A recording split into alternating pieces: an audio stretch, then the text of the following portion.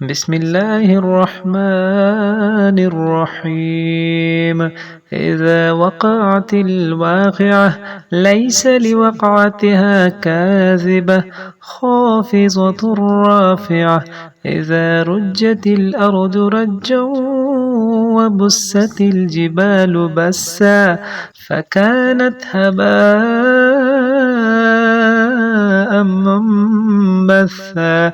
وكنتم أزواجا ثلاثة فأصحاب الميمنة ما أصحاب الميمنة وأصحاب المشأمة ما أصحاب المشأمة. والسابقون السابقون أولئك المقربون في جنات النعيم. ثلة من الأولين وقليل من الآخرين على سرر موضونة متكئين عليها متقابلين. يطوف عليهم ولدان مخلدون بأكواب وأباريق وكأس من معين لا يصدعون عنها ولا ينزفون. وفاكهة مما يتخيرون ولحم طير مما يشتهون. وحور عين كأمثال اللؤلؤ المكنون جزاء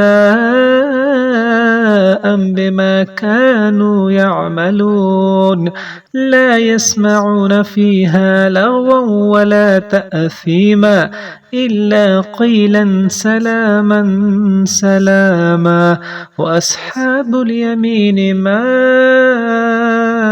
أصحاب اليمين في سدر مخضود وطلح منضود وظل ممدود وماء مسكوب. وفاكهة كثيرة لا مقطوعة ولا ممنوعة وفرش مرفوعة. إنا أنشأناهن إنشاء فجعلناهن أبكارا عربا أترابا. لأصحاب اليمين ثلة من الأولين وثلة من الآخرين.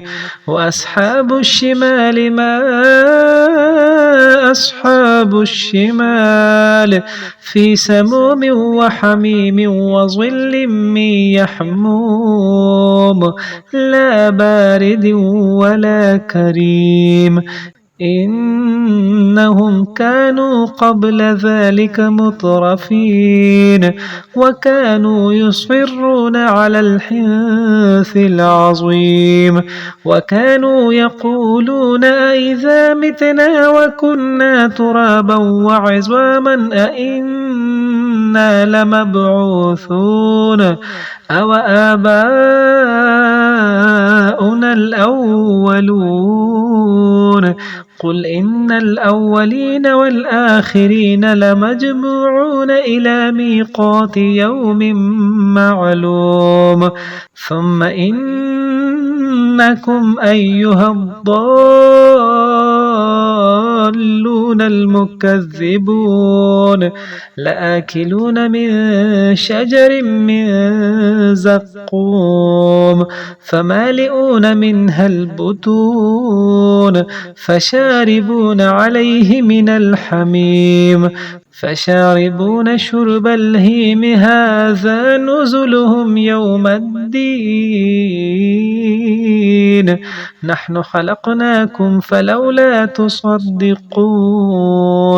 أفرأيتم ما تمنون أأنتم تخلقونه أم نحن الخالقون نحن قدرنا بينكم الموت وما نحن بمسبوقين على أن نبدل أمثالكم وننشئكم فيما لا تعلمون ولقد علمتم النشأة الأولى فلولا تذكرون أفرأيتم ما تحرثون أأنتم تزرعونه أم نحن الزارعون لو نشاء